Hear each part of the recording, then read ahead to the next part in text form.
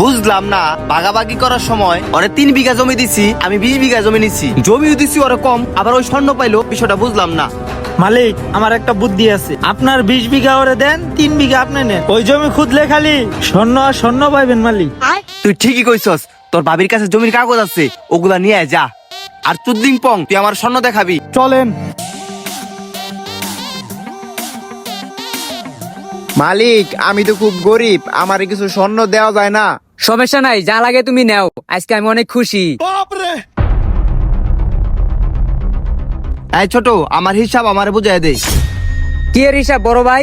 এই স্বর্ণের খনি তো আমার জমি থেকে পাইছি। ছোট, জমির ভাগ হইছে, কিন্তু স্বর্ণের খনির কোনো ভাগ হয় নাই। হ হ আমি সাক্ষী আছি। এখন তুমি সাক্ষী, তখন তুমি কইছিলা যখন আমার বড় ভাই নিজে 20 বিঘা জমি নিয়ে আমারে দিছে 3 বিঘা জমি। ছোট তুই চুপ কর, চিল্লানি বাদ দে। তোর 3 বিঘা জমি আমারে দে, আর আমার 20 বিঘা জমি তুই নে, তাইলে তৈলো।